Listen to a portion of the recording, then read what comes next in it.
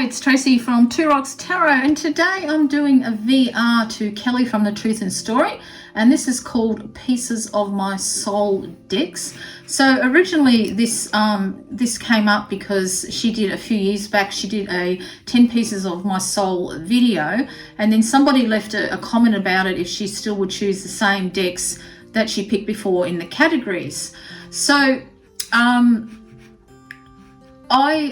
only chose change one of the categories because she did say, I did watch this live, it was a premiere, it was really, really good fun on the 13th of November.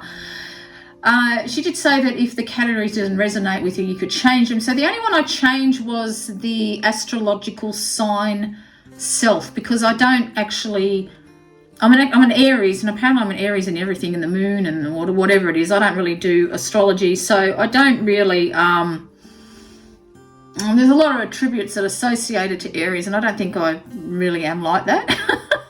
So I haven't got a deck for astrology that represents my astrological sign, because I just don't have anything to do with with star signs or anything like that. I do, being a witch, of course, I do have follow the moon phases and where the planet might actually be if I'm going to cast a spell or do any ritual work or anything like that, because that's important. But I don't, as far as star signs go, I just don't follow it.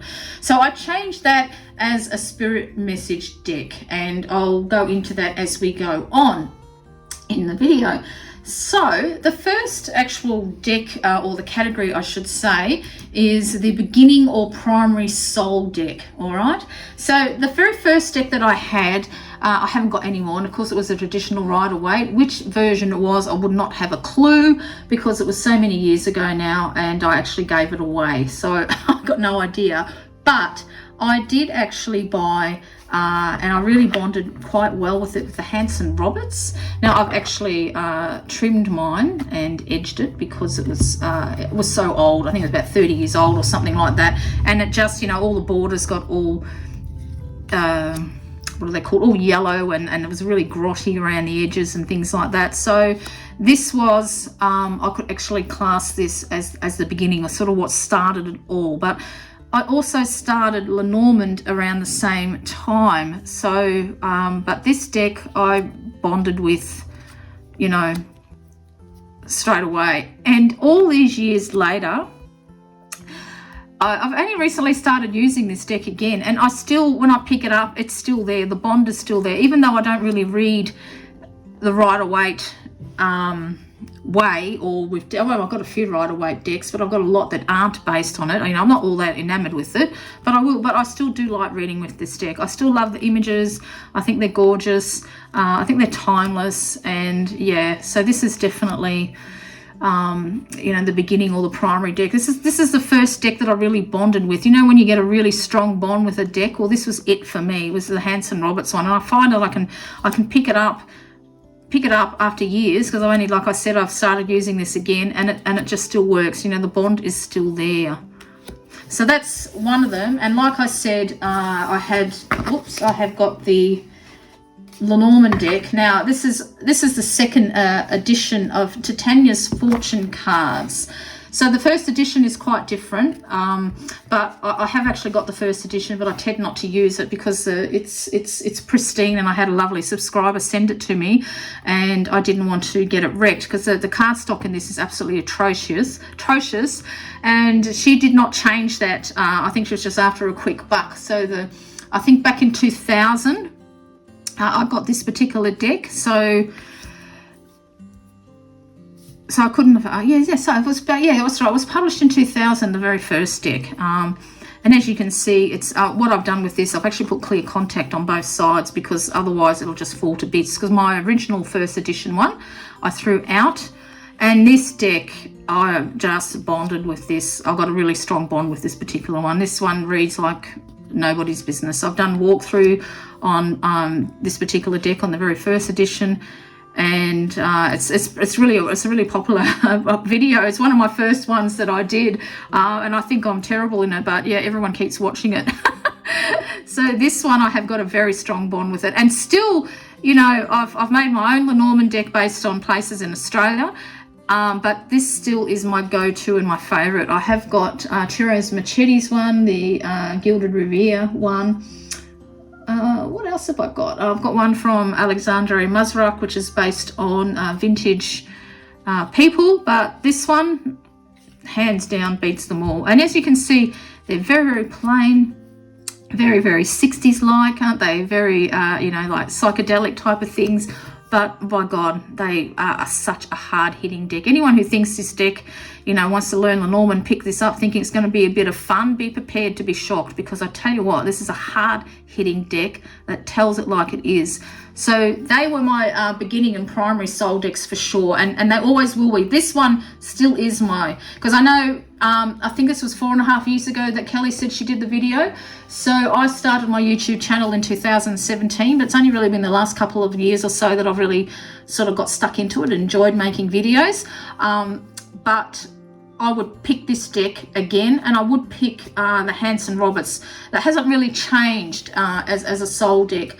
Or piece of, you know, is a piece of my soul. But it's funny because I have been drawn to working with old decks that I've had, you know, that I first started out with. You know, when you first start the, you know, the Terra or whatever, you end up kind of buying a lot of decks. Another one that is, this will be about 18 years old, I think, this deck, because my husband brought this when we were moving to Western Australia, and this is another one as well. I bonded really well with this deck too, and it's Terra the Moon Garden, which I've actually trimmed because, again, the borders were absolutely horrendous on this. It was all very, very yellow. I did see somebody who did this as well, but what they also did is that they coloured in the black to make it really inky black again. I haven't got the patience for that. So the Terra Moon Garden is, you know, is another deck, I'd have to say. And I suppose everybody is kind of familiar with this deck. It's very, very old. And I have actually been drawn to working with this again too. It's really, really funny. Some of my really older decks that I've had for many, many years, I just love that death card, I've been drawn to working with again. So it's kind of become like a full circle, which is kind of weird, isn't it? So yeah, the Terra of the Moon Garden is an oldie but goodie. I can't remember when this was published. I've got a little book in there. I don't think I have. What do I do with it? No, I haven't got it. Don't know. I know it's pretty old, and I've had this for around 18 years because when we're moving to Western Australia, I think it was about 17, 18 years ago now. So, yeah, this is a lovely deck. A lovely deck. So that's another one. I'll get out of the way.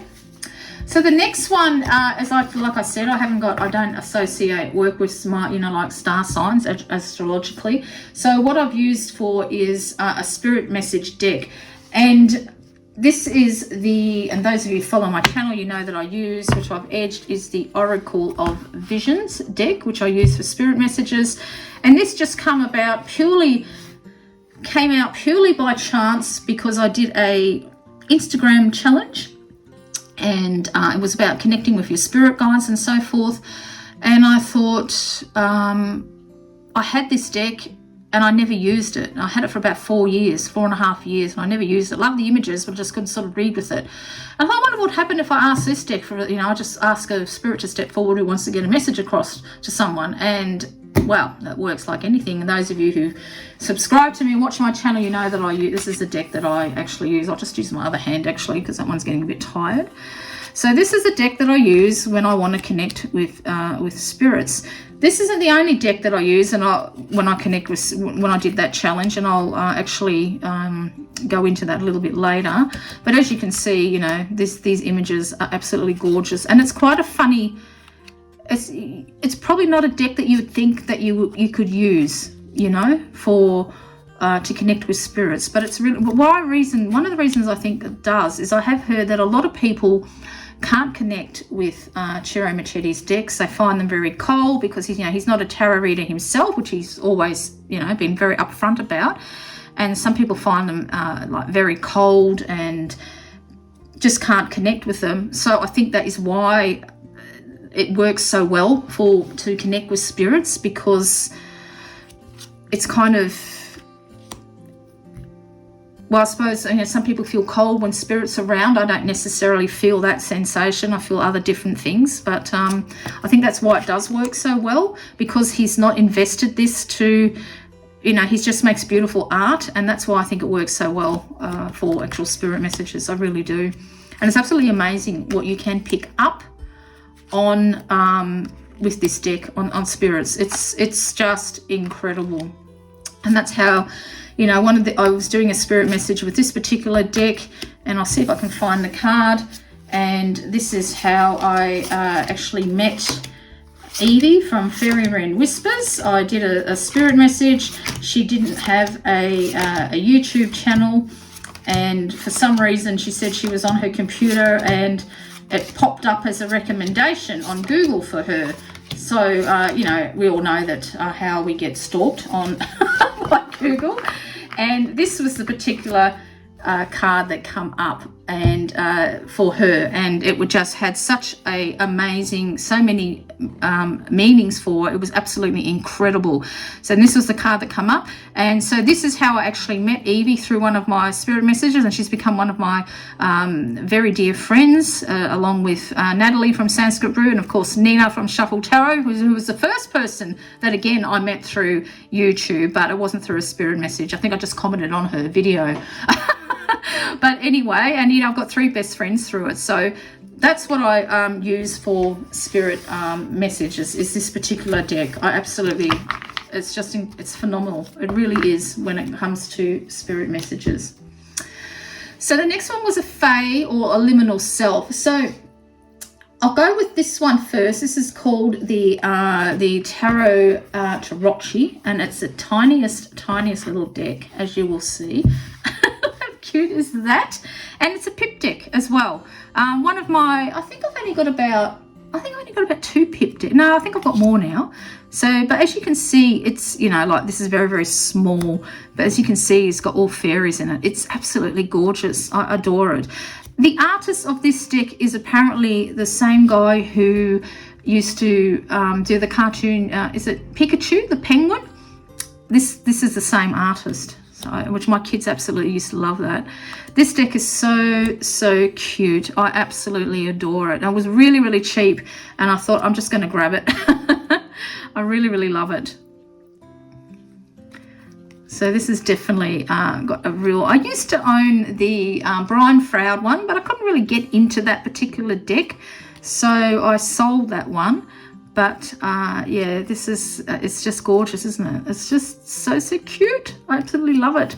So that's one of them.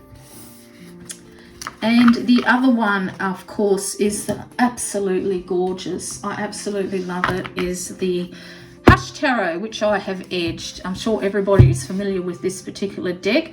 I adore it, and I think this is just Fae all over. It is absolutely beautiful. I really enjoy reading with this deck. The more I use it, the more I love it. I just think it's just beautiful. I really do. To me, this has really got a Fae. This one, to me, is much more Fae than what Brian Froud's deck was for me. I find this to be much more hard-hitting, much more truer. I just absolutely love it. I've went through a few Fae decks. I've got some up on my wall that I don't think I'm going to be able to remember what it was called now. I'm just trying to see. I can see the cards that I cannot actually remember the name of the deck. I can't remember, doesn't matter. But I found them very, very negative, where this one, I don't know, there's just something about it. It's just fabulous. It's just beautiful. It's eerie. It's beautiful. Just beautiful. I know a lot of people get put off because of the I mean, look at that, will you? Get put off because some of the eyes in some of the images, they look like they're dead, you know, particularly if it turns up, there is a particular queen in here that kind of looks like that. The eyes are white and glazed over. But, you know, for me, when eyes are like that, particularly with the Line Strider Tarot, that actually came... A lot of people didn't like that because of their eyes. But to me, if eyes are glazed or white, or they're not, you know, what aren't you seeing? To me, that is like, pay attention. What is it that you're not seeing? Literally, you know, what aren't you seeing? So I just think this, look at that. It's just beautiful. Absolutely just beautiful. It's just a gorgeous deck. The cardstock, everything about it is absolutely amazing. The colors, it's just, yeah, as you can see, it's, you know, one of my favorites. So that's definitely going to be, you know, the Fae one there. So then we've got the Mythological Self, and this one I also used for when I did that spiritual challenge way back on Instagram. This was another deck that I actually had put away for 15 years because I couldn't relate to it, and I decided, funny enough, the day before this challenge even came out, took it out of my cupboard, put it up on my tarot shelf, and I decided I'd give it a go. And this is the Celtic Dragon Tarot by DJ Conway, and I always forget the artist's name, which I'm terrible. I'm just awful when it comes to creators' names because I just really interested in the deck itself, not who made it, which kind of probably sounds horrible, but I'm just telling it like it is.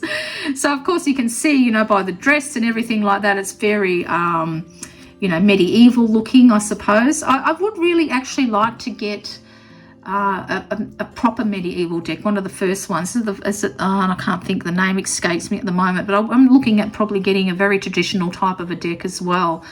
So this deck, funny enough, is absolutely marvelous to getting in contact with spirits. Really, really is.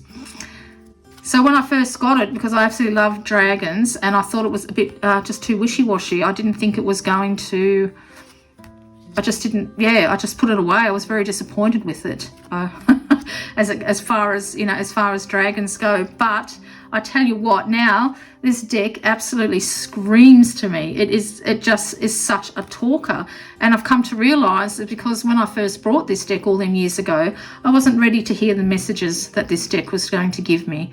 I wasn't ready for it. Because I mean, I've only been doing spirit messages for about 2-3 years now. I haven't been doing it for a long time. So this was waiting patiently in my cupboard. In my cupboard. So that's the Celtic Dragon Tarot.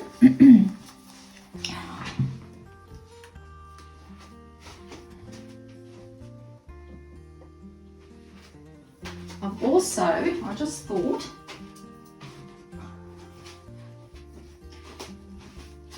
if you wondered why I went quiet, because I just thought of another deck, which is a pip deck again.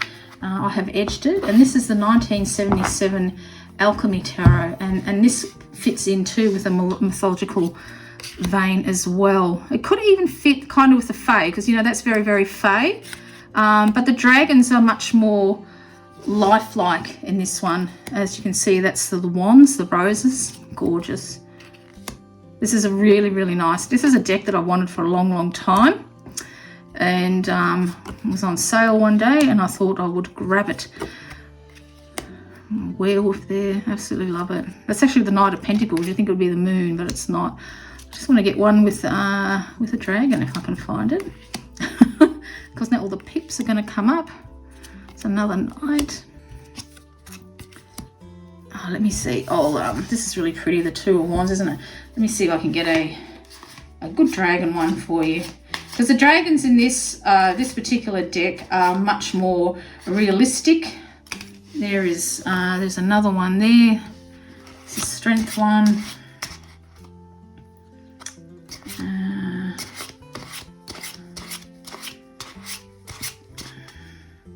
This is kind of very different too. Oops, one there. I've done a walkthrough, I think, of this deck. Yeah, there you go. There's another, you know. That's the type of thing that I was looking for. So when I actually got the Celtic Dragon Tarot, I didn't think much of it because I was looking for the more traditional type looking tarots. But anyway, it ended up being a keeper for me. I mean, because I don't like throwing out decks. I mean, who does?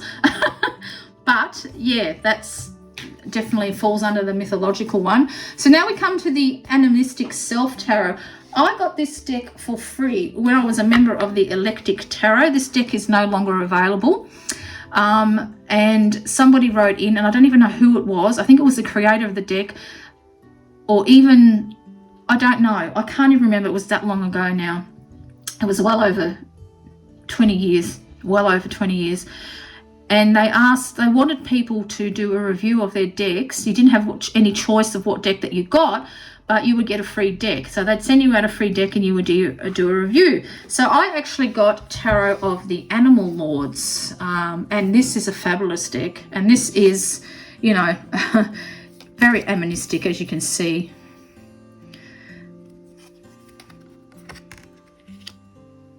So it didn't come with any, it only came with a little, I think a little white book, which God knows where that is actually. I don't know if it's in the bag or not. But this is the Animistic Self. It reads really, really well. It does come with a little white book. It does, because it does tell you what the animals are. So I must have left it in the bag, I think. But it does tell you what type of the animals is actually portrayed on the card itself. And it just gives you, you know, like a small little spiel. But it's quite, funny enough, it's quite a hard-hitting little deck. It reads very, very well. Every time I've done a reading with it, people really resonate with the actual readings itself. I suppose if I was doing my Aries self, I'd pick that card, hey? But there you go. So yeah, so I'm sorry to show it to you, but yeah, this is not available anymore. I don't think they'll ever do a reprint. I've never heard about them ever doing a reprint of it. But as far as I know, this is still unavailable. And the ones that are for sale are up like, you know, quite a few $100s now. But this is a beautiful deck. And it reads absolutely superbly. It really, really does. So as you can see, so there's a koala there. All sorts of different animals. And I like it that they, in their little white book, they do, because some of the animals I didn't recognise, but they will actually, don't you just love the Four of Chalices? They do actually tell you what it is. And then you can go, you know, you can Google it and delve further into it if you think this particular animal has a particular message for you. So, yeah, that is the Tarot of the Animal Lords. Absolutely beautiful deck. Absolutely gorgeous. So the next one is the Inner Child Tarot. So I have actually got two, and this one is, I think I did edge this. I tried to edge it in silver, but you can't really see. This is absolutely beautiful. This is by Beth Selwyn, and this is the Isabel Snail Tarot. This is absolutely freaking gorgeous. I absolutely love it. It's just, and this deck, as beautiful and as cutesy pie as it looks, is so hard hitting. It reads like a punch in the face sometimes. It really, really does. It's a very, very hard hitting deck. Now I do believe she made this deck for her daughter, and I think the Guardian Tarot was for her son, if I can remember correctly. But this is an absolutely amazing deck. Very, very hard hitting, very, very cute, beautiful, vibrant colors. I absolutely adore the colors in this deck. It's awesome. I got this one from Making Playing Cards because it was cheaper to get it there than it was to try and purchase this deck. I don't think it is being taken up by a major publisher. Oh, actually, I had a look for this on Making Playing Cards, and she's taken it off there now. So I don't know if she's in the works, but it's quite expensive to get. But yeah, Making Playing Cards, it wasn't. I love this one. Look at that with the little dribble there, the Four of Thorns, which of course is swords. It's just beautiful. You know, the color palette, the quality of the cards are amazing, and it just is absolutely superb to read with. It's very, very hard hitting, very hard to believe when you look at it. Look at that Wheel of Fortune, but it's a very, very hard hitting deck. But I just love the expressions on the snail's face. They're you know, they're just beautiful. There's the world there. So this is one of my absolute favorites, and you know, and because it was actually made for her daughter, like I don't do any inner child work. Look at that hermit, isn't it just gorgeous? I don't do any inner child work. I don't have to. I'm quite happy to be honest, you know, especially now that I've, you know, over all my cancer treatment. I'm very, very happy. Look at the Death card, you know, just the shell is there, but you can see the sun peeking up through it. So, you know, I don't, but, you know, this would, I think, if you're working with children, I suppose if you're doing reading for children, you could use this deck because it's so cute and so beautiful, and they wouldn't really get frightened of it. But it is a hard-hitting deck. I'm not going to lie. It really really tells it like it is. It really, really does. I have got a story about this particular, like I mentioned before, I do spirit messages. Well, when I lost my pug on Halloween 2 years ago, he actually went, and those of you who follow my channel know that he went blind, and we paid like $6,000 for an operation to fix his eyes, and I think he had his eyesight back for all of 2 weeks, and then both of his retinas detached from his eyes, and he went blind again, and he just went downhill from there. And we ended up having to get him put to sleep. We think he sort of had a stroke. So a few days later, I just pulled a card out of this deck. I said, is Oscar okay? And I got this one here, and straight away the words come to me. I'm taking in the view, Mum, because he couldn't see down here. And if it's and I find it interesting. You can see the backs of the eyes. So the back of the snail is towards us. When he lived on this side in this world, he couldn't see, but on the other side, he can see again, and is just sitting there taking in the view. So this has a very special meaning for me, this particular card, the Seven of Pentacles, because that was and he's actually like that colour. I've actually got a little picture here for those who aren't familiar with him, but that's that's what he looks like. What he looked like, I should say. So you can see the colour.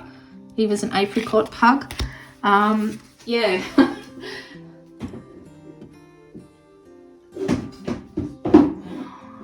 So that was the card that has a lot of meaning for me for that particular one there. Now I have got another deck as well that I have had for, I don't know, 4 or 5 years, something like that. I think I got this one. No, I brought this from Etsy actually. And the reason why this has got like kind of an inner child, this is a tar rat, is because my brother used to have a white rat when we were kids, and I was practically his slave just so I could pat it. I used to ask, can I pat the rat? And I have to do all these things because there's 10 years between my brother and I. So I brought this because it reminded me of my childhood, a rat, a white rat. And this, again, besides being cute, is another hard-hitting deck. And funny enough, you just read absolutely everything. So you can see these little 3 circles above there.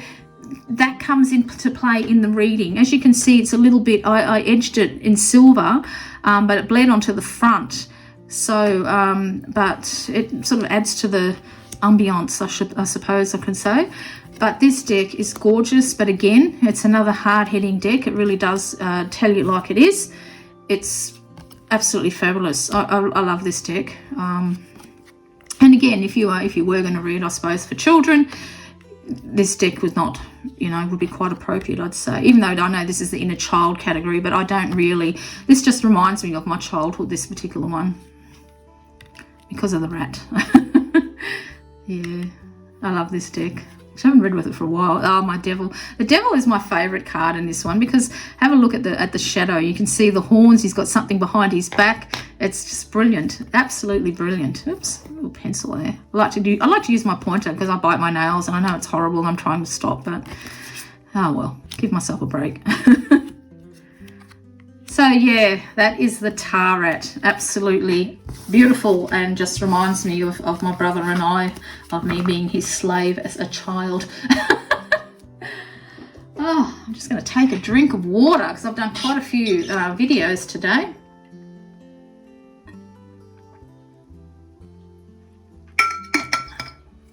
That's better. So the next one was the Healer Self, and I picked the Mythological Terra for the Healer Self because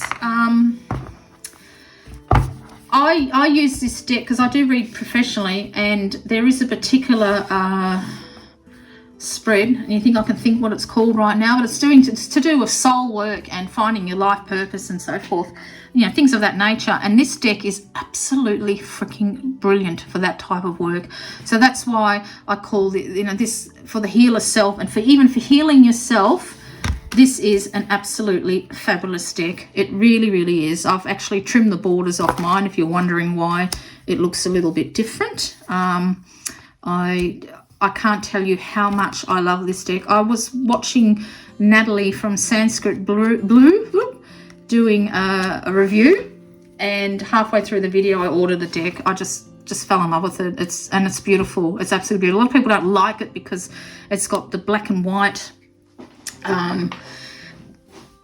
images in there. You know, the aces are in black and white, and there's a few other cards as well. But for me, it's perfect because you've yet to, because, you know, it's the beginning of things. So, you know, it's the beginning of things. So it's not in color yet. You know, you still got to color in whatever it is that you're emotionally attached to or trying to start. So if you meet somebody new, you know, it's not all black and white. You know, you've got to color in. That's hard for me to explain, but you've got to sort of color in the qualities of the actual deck itself. And then indeed that's why the blindfold's there, because when you start anything new, you don't know how it's going to go, do you? So you slowly start to color in the actual, you know, the actual bits of what you're starting, whatever it is that's new. So if it's a new relationship, you know, things will start to bloom. But if it doesn't work out, maybe that'll drop off and die, and it won't actually get to be in color.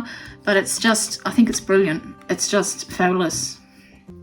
Even the little bit of writing on there has meaning as well when it comes to doing your readings. It's just a really good deck for healing. I find the art very inspirational. I did say when I did a walkthrough on deck that I do feel this is the spirit of the deck. It's the actual guardian of the deck. It's the one who gives us the answers. It's, you know, I just absolutely love the Empress image. I just adore it with all the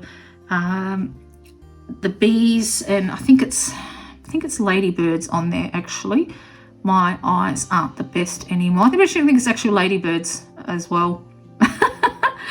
I think, yeah, my eyes are deteriorated a bit from the chemo, but that's what I'm thinking. But I love this Empress image. I love the facial expressions in this card. They actually add a lot of meaning when you're doing to the readings. And every time I do a reading with this deck for clients, they are usually quite blown away at just what it touches on and what you can pick up on it. It's because it's, you know, it's a very different looking deck, isn't it?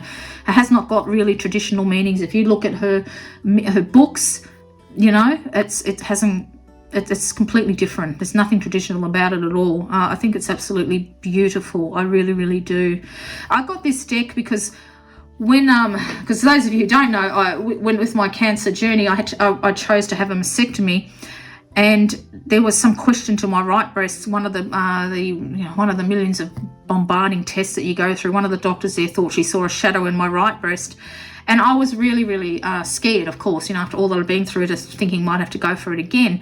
And I pulled this card, and straight away I noticed the dragonfly right on the nipple there, and I thought, oh, I think I'm going to be all right. I think it's going to be okay. And those of you who sort of know a bit about my journey, rainbows are a big occurrence to me when I know spirit is with me.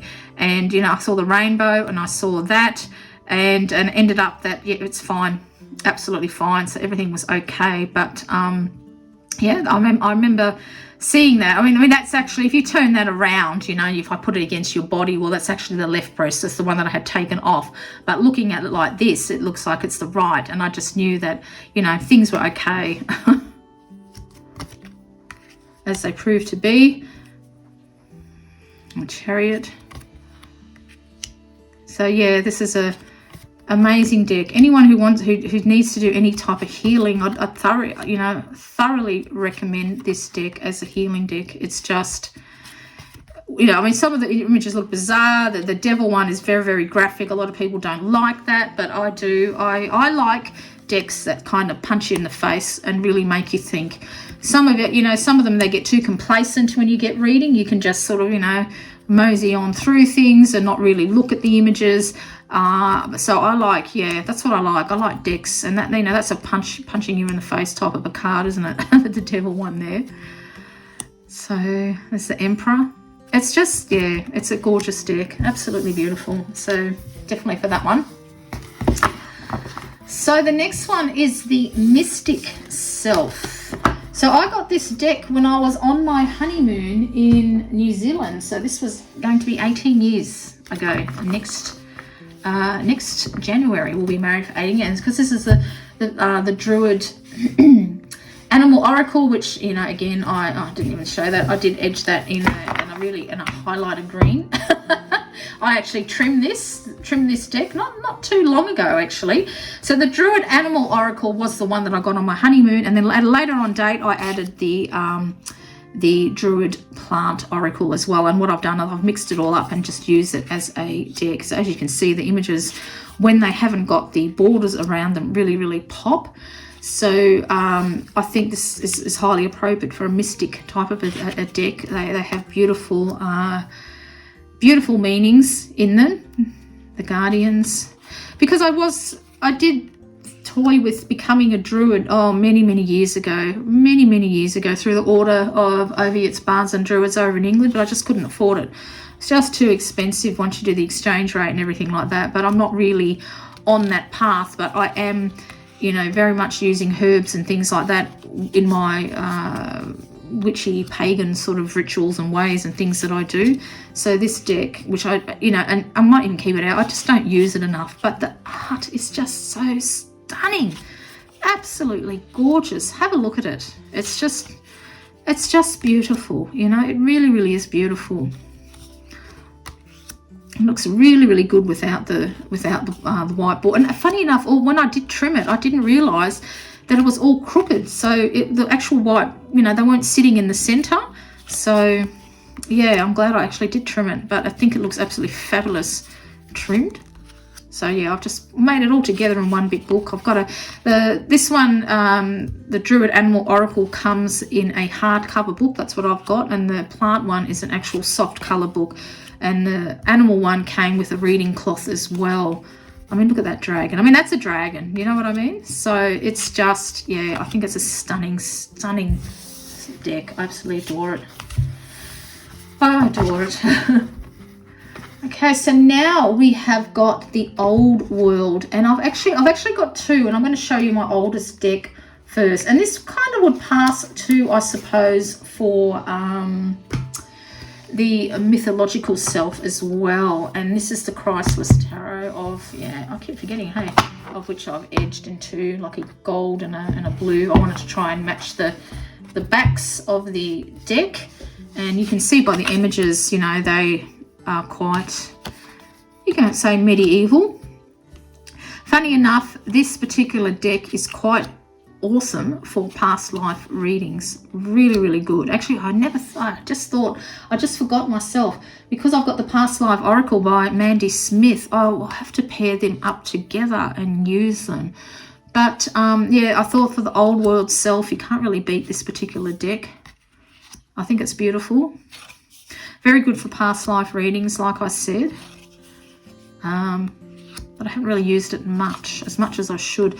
The thing is, I thought when I was going through my chemo that I'd be able to, use study more up on my. You just can't do it on your tarot when you're going through chemo. All you'd want to do is freaking sleep, hey, because you're in so much pain. So, you know, you just haven't got the energy to do anything, let alone, even just look at tarot. Now the tarot I pretty much put away while I was ill, but I only really started getting right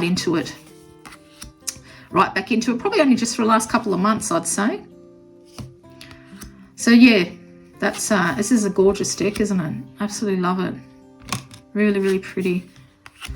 So that's one of them. And this one, this other deck, I only brought this not long ago. I brought it, I don't know, a couple months back, something like that. And this is the Witch's Wisdom Tarot. I saw Dawn, I think, from Boho Tarot.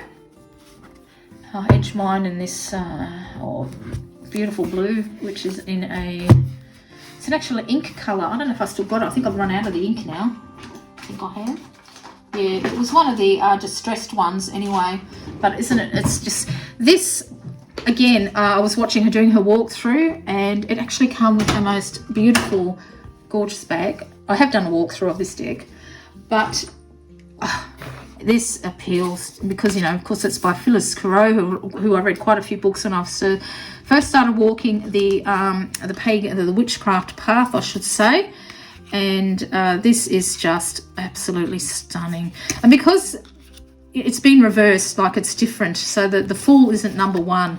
I think it's the very last one. So they've changed the order of the major arcanas, which puts off a lot of people. But because I'm a pictorial reader, I don't go by, I don't even use the numbers. I never have used the numbers when I read the tarot. I just read what's on the bloomin' card itself, you know. I just don't pay attention to planets, astrological signs, numbers or anything like that. The only time I do pay attention to numbers if there's a few of the same, okay? So if there's like, you know, 3 or 4 of the same number, I might pay attention to. I love the 3 of Swords. Absolutely gorgeous, because when I read the 3 of Swords, I don't read it as heartache. I read it as a new direction that's yet unknown. And so this sort of, you know, they're all kind of looking up, but, you know, they're all taking off at different times. It's just perfect. This one reminds me of my oldest daughter. She's very dark, olive skinned like that, because their biological father was Maltese. So this is, oh, absolutely love it. And so because I do believe I have been, you know, because I believe in reincarnation, I do believe I was a witch in past lives as well. Indeed, you know, when I do my own past life readings, it has come up, and in visions that I've had, and just deck just speaks to me. It's just so goddamn beautiful. It's just gorgeous, and it reads so well, really well. You get some really good insights, and I love the book because the book is different. It's got the council. It's just gorgeous. Just get it. It's just a beautiful deck. It really is. I really enjoy it. So I could go on and on and show the whole deck again, but it's just, yeah, it's absolutely beautiful. So now we come to the last category, and it's the Cartomancer or Cartomancer Self. Now, I brought this deck just before I got diagnosed with cancer, and I thought, well, you know what, I'll while I'm going through chemo and all my treatments, I'll study this deck. Yeah, right. This is the Playing Card Oracles by Anna Cortez. The reason I brought this deck too is because I found out years later, how long I've been reading tarot, about 30 years. When I told my mum that I was reading the tarot, she said, oh, mum used to read normal playing cards in Germany back when she was a kid. And apparently she was very good. People used to travel over from Germany to see her. And I got this deck because I really want to see if I've got the knack like she has. But I wasn't really because I'm a pictorial reader, I need pictures on the deck to sort of kind of to relate to what the actual card is telling me. And so this one hit the spot, as you can see. So we've still got, you know, the Ace of Spades. I think that's the Ace of Spades. Forgive me if it's not. Just move that over a bit there. So it's got a huge guidebook that goes with it. And what I've actually done is I've brought just a cheap ass pack of playing cards, and what I'm going to do is kind of write on the meanings of the cards, so I can start learning you know, what they mean. So as you can see, isn't the art? So it's her father who actually did all the artwork itself, and I just loved it. I thought it was absolutely gorgeous, really beautiful. And so that's what I was planning on doing. I was just writing the meanings, you know, just, you know, abbreviated meanings on a normal deck of cards. And I love this one, and just you know, and so I could learn this particular system. I have got the Illuminated Tarot, which has got 2 decks, which I actually brought after I watched Kelly from The Truth and Story do a walkthrough on it. And I did buy that one, and I'll actually enjoy working with that one. And she's actually just brought out a book as well. But, I mean, look at that. The images are stunning on this card. I just adore it. And the meanings are just, yeah, are different. And I just, yeah, really like it. And I did find it easy. So, yeah, that was another one of my projects I was going to do while I was fighting the old breast cancer there. But I just, yeah, you just don't have the energy, honestly. You really don't. But isn't this a beautiful deck? I just love it. So even with a minimal bit of a picture, but for me, being a pictorial reader, that'll really help. I'll be able to hone in better onto it. Actually, you know what? I might keep this out because my husband is, he spends a couple of nights a week at his daughter's house because we live so far away from where he works. It's like nearly a 2-hour drive sometimes just because of flipping traffic. So she lives about 5 minutes away from where he works, so he likes to stay a couple of nights a week. away, so he doesn't have to travel so much. So what I might do, since there's nothing to watch on TV, is actually do what I was going to do and start working with this deck, because it just, looking at it just makes me, I mean, look at that, isn't that beautiful? So nice. So anyway, I'm nearly gone through the whole deck, but it's just beautiful. So that's what I am planning on learning with, is this particular one here, is for the Cartomancy. Teach myself that with the book, because she actually provides a free download on her website, so you can download it. So I downloaded it and I printed it all out, and it's a huge one of them huge files that you used to have when you were in school. So these are the pieces of my soul where it stands now. So some of it has changed, but not a lot of it. But I have been finding that I have been drawn to working with my older type of decks, and of course some new ones as well that I've got in there. But you know, I really love all my decks. I mean, I think every single one of them has got a little bit of a piece of my soul, because you don't buy them, do you? If you you know, if you don't like it, you don't buy the decks. So I think every deck speaks to a part of you, but in different ways. But sometimes at a certain time of your life, you need to have a certain deck for whatever situations you were going through, sort of thing. So I didn't read the tarot at all, really, when I was going through my cancer. I have got a deck that Nina gifted to me, and I've actually got the app to it, and I always forget what it's called. Can you believe it?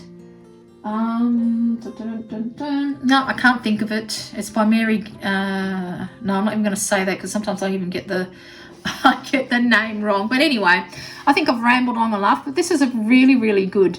I feel this is a terrific. What am I trying to get out? Tag to do, and it just makes you think about, you know, why you're attracted to certain types of decks, sort of thing. So until next time, I'll see you later. This is Tracy.